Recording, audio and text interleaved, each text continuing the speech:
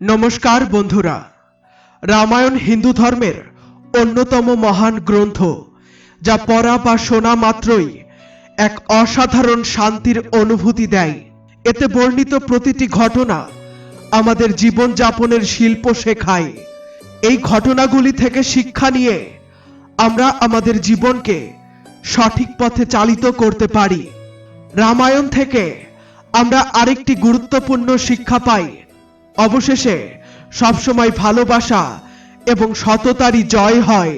অনেক সময় আমাদের জীবনে এমন ঘটনা ঘটে যা আমাদের প্রায়ই মনে হয়, কেন এই রকম ঘটনা শুধু আমাদের সাথেই ঘটে।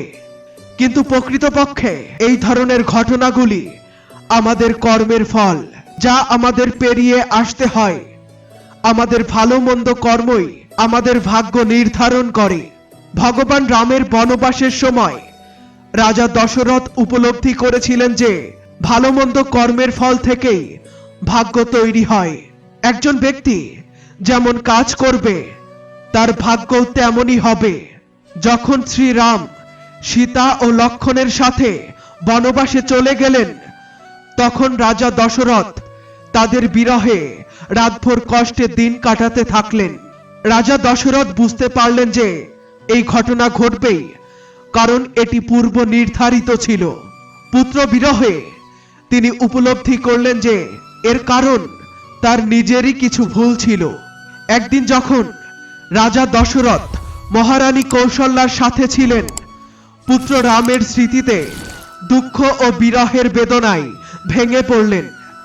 তার স্মরণে এলো যে তার যুবক বয়সে তিনি ভুলবশত শ্রবণ কুমারের হত্যা করেছিলেন। তিনি বৃদ্ধ এবং অন্ধ বাবা মার একমাত্র সহায়ককে কেড়ে নিয়েছিলেন। শ্রবণ কুমারের মৃত্যুতে তার বাবা মাও দুঃখে কাতর হয়ে প্রাণ ত্যাগ করেছিলেন। মৃত্যুর সময় তাদের মুখ থেকে একটি অভিশাপ বেরিয়েছিল, হে রাজা দশরথ, যেমন আমরা আমাদের পুত্রের বিরহে কষ্টে প্রাণ ত্যাগ করছি, ঈশ্বর করুন একদিন তুমিও তোমার পুত্রের বিরহে এমনই কষ্টে ভুগবে। আজ রাজা দশরথ এই পুত্র বিরহের অসহ্য যন্ত্রণা অনুভব করে বুঝতে পারলেন যে মানুষ তার নিজের কর্মের ফল ভোগী। মানুষের কর্মই তার জীবনের দিশা ও অবস্থা নির্ধারণ করে। ভালো কাজের ফল ভালো হয় আর খারাপ কাজের ফল খারাপ হয়। মানুষ তার জীবনে বিভিন্ন পরিস্থিতির মুখোমুখি হয়। সুতরাং আমরা বলতে পারি যে মানুষকেই তার জীবনকে সঠিক পথে নিয়ে যেতে এবং কর্মের ফলে নির্ধারিত ভাগ্য মেনে চলতে হবে। মানুষ তার কর্মের ফল বা পরিণাম এই পৃথিবীতেই পায়। তাই সবসময় আমাদের সৎ কাজ করা উচিত। কর্মের ফল ঈশ্বরই দেন এবং জন্ম থেকে মৃত্যু পর্যন্ত এই পৃথিবীতেই সেই ফল পাওয়া যায়। কোথাও যাওয়ার প্রয়োজন হয় না। যদি আমরা ভালো কাজ করি তাহলে তার ফলও ভালো হয়। যেমন যদি আমরা কারো সাথে ভালো ব্যবহার করি তাহলে তার ফল আমাদের জন্যও ভালো হয়। আবার যদি আমরা কারো সঙ্গে খারাপ ব্যবহার করি তাহলে সেই খারাপ ফল আমাদের ভোগ করতেই হয়। অনেকেই মনে করেন যে কর্মের ফল মৃত্যুর উপরে ঈশ্বরের কাছে গেলে পাওয়া যায়। তবে শ্রীমদ্ ভগবদ গীতাতে বলা হয়েছে যে কর্মের ফল এই পৃথিবীতেই ভোগ করতে হয়। অর্থাৎ যে যেমন কাজ করবে তাকে তারই ফল পেতে হবে। যে ভালো কাজ করবে সে ভালো ফল পাবে, আর যে খারাপ কাজ করবে সে নরকের ফল পাবে। তাই কখনোই আমাদের কারো সঙ্গে খারাপ আচরণ করা উচিত নয়। সবসময় সবার মঙ্গলের কথাই ভাবা উচিত। এই পৃথিবীতে করা কর্মের ফল ঈশ্বর উপরে বসেই নির্ধারণ করেন। যে যেমন কাজ করে ঈশ্বর তাকে স্বর্গ বা নরকে পাঠান এবং সেই অনুযায়ী তাকে শাস্তি দেন। প্রতিটি ব্যক্তির জন্য আলাদা শাস্তি নির্ধারিত হয়। যদি কেউ অনেক পুণ্য অর্জন করে তবে তাকে বৈকুণ্ঠে পাঠানো হয়, কিন্তু যদি কেউ খারাপ কাজ এবং পাপ করে তবে ঈশ্বর তাকে নরকে পাঠান। একজন সিদ্ধ আচার্য তার শিষ্যদের নিয়ে তীর্থযাত্রায় বের হন। কিছুক্ষণ হাঁটার পর তারা ক্লান্ত হয়ে গভীর জঙ্গলের মধ্যে বিশ্রাম নেন। হঠাৎ আচার্য কিছু আওয়াজ শুনতে পান। মনোযোগ দিয়ে শুনলে তিনি বুঝতে পারেন যে এটি কিছু লোকের কান্নার শব্দ। তিনি শিষ্যদের বললেন, বাচ্চারা শোনো, এই আওয়াজগুলো কোথা থেকে আসছে? এই কথাগুলো শুনে শিষ্যরা একে অপরের মুখের দিকে তাকাতে লাগলো, কারণ তাদের কাছে কোনো আওয়াজ শোনা যাচ্ছিল না। কেবলমাত্র আচার্যের কাছে গভীর অন্ধকার কুয়োর ভিতর থেকে কিছু লোকের কান্নার আওয়াজ আসছিল। আচার্য কুয়োর মধ্যে উকি দিয়ে দেখলেন সেখানে 5 জন খুবই খারাপ অবস্থায় কাঁদছিল, কিন্তু শিষ্যদের কাছে না কোনো আওয়াজ শোনা গেল আর না কিছু দেখা গেল। তখন আচার্য সেই 5 জনকে মৃদু হাসি দিয়ে দেখে জিজ্ঞাসা করলেন, ভাই, তোমরা কোন পাপের ফল ভোগ করছো? তখন তারা আরো জোরে কাঁদতে লাগলো। এরপর আচার্য শিষ্যদের বললেন, এখানে 5টি প্রেত আত্মা রয়েছে। এই কথা শুনে শিষ্যরা ভয় পেয়ে গেল। তখন আচার্য বললেন, বাচ্চারা ভয় পেও না, তোমরা সবাই এদের চেয়ে বেশি শক্তিশালী, কারণ তোমরা সৎ কর্মের পথে আছো আর এরা তাদের পূর্বের পাপের ফল ভোগ করছে। আজকের দিনে এদের চেয়ে দুর্বল আর কেউ নেই। তখন এক শিষ্য জিজ্ঞাসা করলো, এরা কি করেছে? প্রথম আত্মা উত্তর দিল, সে গত জন্মে একজন ব্রাহ্মণ ছিল, ভিক্ষা করত, কিন্তু সেই ভিক্ষার অর্থ বিলাসিতার জন্য খরচ করত। দ্বিতীয়টি উত্তর দিল, সে একজন ক্ষত্রিয় ছিল এবং তার শক্তির অপব্যবহার করে দুর্বল, অসহায় ও গরিবদের উপরে অত্যাচার করত।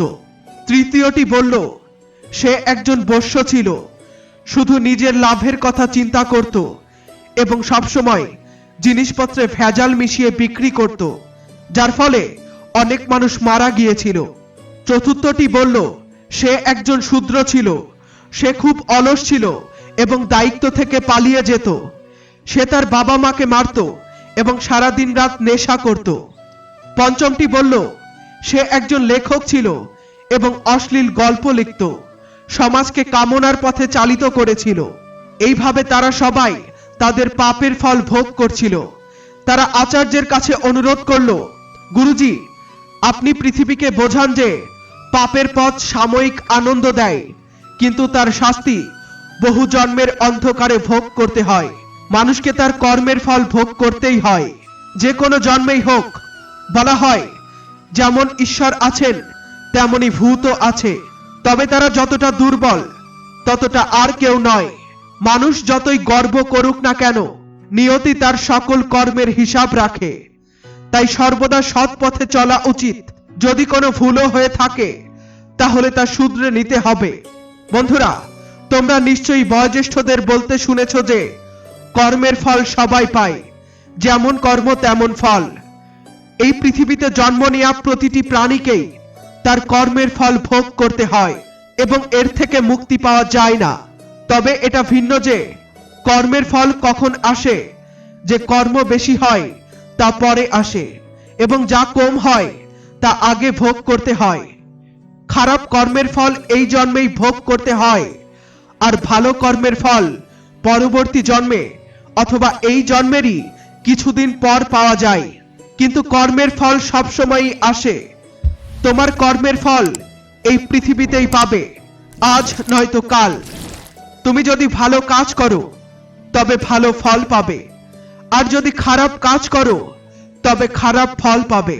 কিন্তু ফল পেতেই হবে, এর থেকে কেউ রেহাই পায় না। তুমি যদি অন্যের সাথে খারাপ ব্যবহার করো তবে ঈশ্বর তোমাকে এমন কঠিন শাস্তি দেবেন যার কথা হয়তো তুমি কল্পনাও করতে পারো না। আর যদি তুমি সবার সাথে ভালো ব্যবহার করো তবে ঈশ্বর তোমার সঙ্গেই ভালো ব্যবহার করবেন এবং তোমার জীবনে সর্বদা আনন্দ আসবে। কর্মের নিয়ম মেনে আমরা আমাদের গতি এবং দিক নির্দেশনা নিয়ন্ত্রণ করতে পারি, যা আমাদের লক্ষ্যের দিকে পৌঁছতে সাহায্য করে। একজন ব্যক্তির সাফল্যের ভিত্তি তার কর্মে নিহিত। একান্ত সৎ ও শুদ্ধ হৃদয়ে করা কর্ম কখনোই বৃথা যায় না। ধর্ম এবং কর্ম দুটি চাকার মতো, যা আমাদের জীবনের সঠিক পথে চলতে সাহায্য করে। এই দুটির অভাবে আমরা আমাদের প্রকৃত লক্ষ্য অর্জন করতে পারি না। একজন ব্যক্তির কর্ম তার চিন্তা, অনুভূতি এবং ইচ্ছাগুলির প্রতিফলন স্বরূপ। যদি আমরা আমাদের চিন্তা এবং কর্মকে ইতিবাচক করি, তাহলে আমাদের ভবিষ্যৎ স্বয়ংক্রিয়ভাবে আলোকিত হয়ে ওঠে। কর্মের নিয়ম সহজ, যা বপন করা হয় তাই সংগ্রহ করা হয়। অতএব আমাদের সর্বদা সৎ কাজের বীজ বপন করা উচিত, যাতে ভবিষ্যতে আমরা ভালো ফল পেতে পারি। ভালো ফল পাওয়ার জন্য প্রথমে একটি পবিত্র লক্ষ্য নির্ধারণ করা হয় এবং তারপর সেই লক্ষ্য অর্জনের জন্য ভালো কাজ করা হয়। চিন্তাগুলি লক্ষ্যগুলোর দিকে নিয়ে যায়, লক্ষ্যগুলি কর্মে রূপান্তরিত হয়, কর্মগুলি অভ্যাস তৈরি করে, অভ্যাসগুলি চরিত্র গঠন করে এবং চরিত্র আমাদের ভাগ্য নির্ধারণ করে। যদি ভালো কিছু বপন করা হয়, তবে ভালোই সংগ্রহ করা হয়। যখন ইতিবাচক কিছু সৃষ্টি করা হয়, তা ভালোভাবে ফিরে আসে। তুমি সফল হও বা ব্যর্থ, তা সবই তোমার নিজস্ব কাজের ফল। একে কর্মফল বলা হয় এবং সবাইকে কর্মফল ভোগ করতে হয়, ভালো হোক বা মন্দ। কর্মের প্রকৃত স্বরূপ সবসময় নিজেই নির্ধারণ করে। জীবনে সফলতা অর্জনের জন্য আমাদের সর্বদা ইতিবাচক কাজ করা উচিত, কারণ কর্মই আমাদের ভবিষ্যৎ নির্ধারণ করে। ভালো কাজ করার মাধ্যমে আমরা নিজেদের শ্রেষ্ঠত্বের দিকে এগিয়ে নেওয়ার প্রেরণা পাই, যা আমাদের আরো ভালো মানুষ হতে সাহায্য করে। জীবনের একটি সত্য হলো, আমরা আমাদের কর্মের ফল অনুযায়ী ফল পাই। তাই আমাদের সর্বদা সৎ এবং উপযুক্ত কাজ করার চেষ্টা করা উচিত। কর্মের একটি নিশ্চিত নীতি রয়েছে। আমরা যা কিছু অন্যের প্রতি করি, সেটাই ভবিষ্যতে আমাদের কাছে ফিরে আসে। আমাদের কর্মকে উন্নত করে আমরা আমাদের আত্মবিশ্বাস এবং আত্মসংযম বৃদ্ধি করতে পারি, যা আমাদের জীবনে সাফল্যের দিকে এগিয়ে যেতে সহায়ক হয়।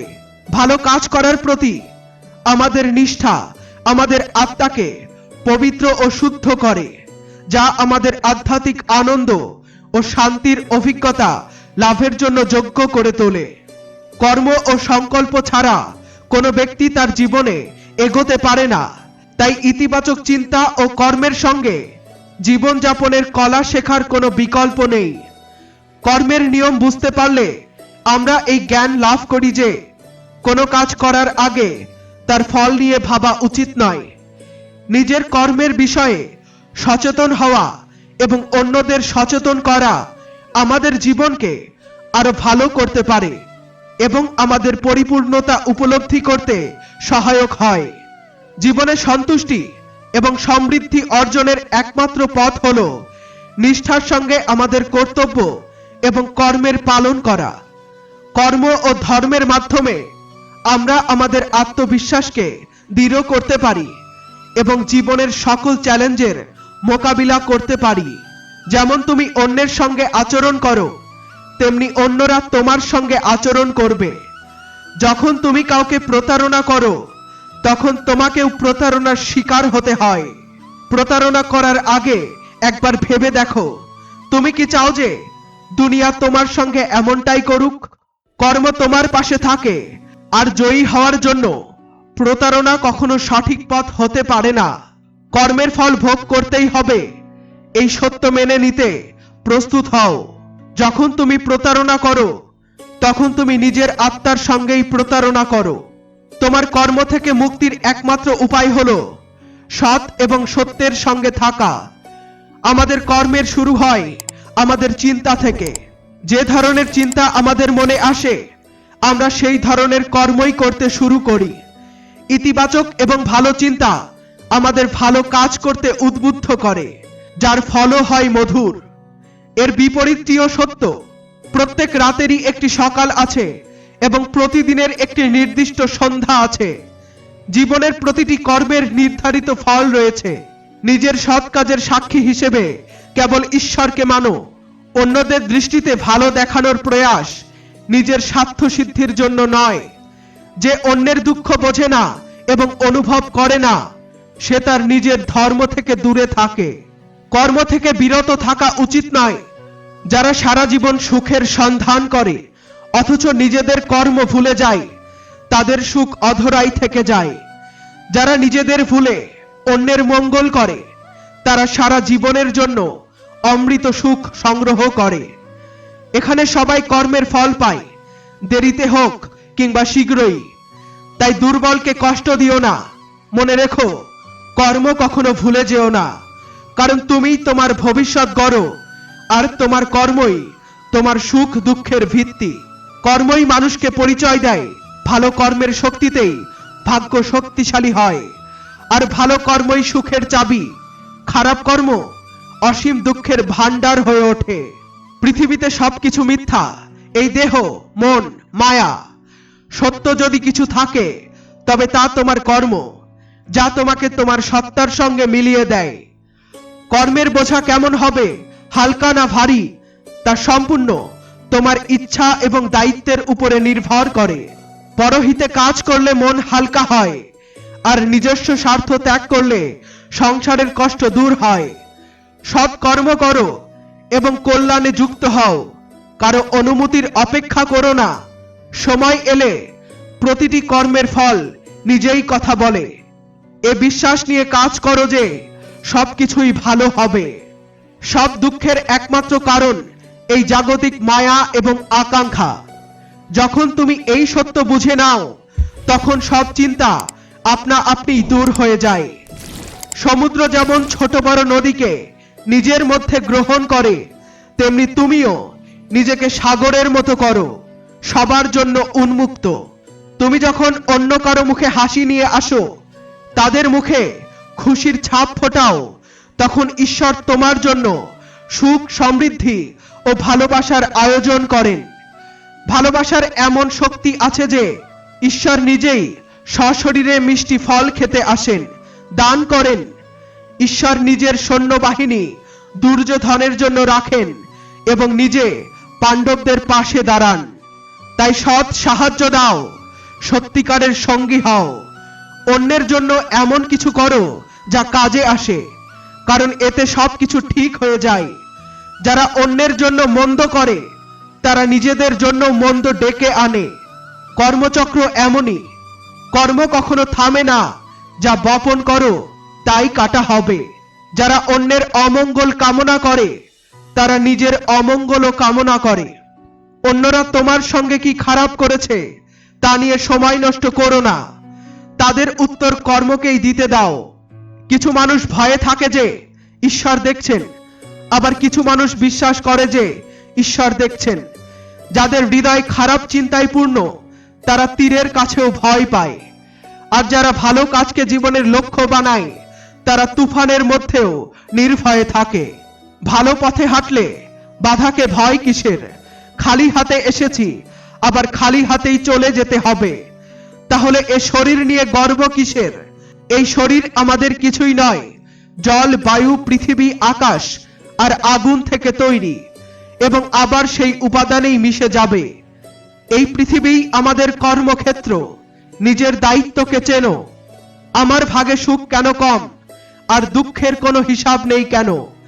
এই ভাবনায় জীবন কাটিয়ে দিয়েছ, কিন্তু কখনোই কর্মের বই হাতে নাওনি। এখানে চিরস্থায়ী কিছুই নেই, সবকিছুই ক্ষণস্থায়ী।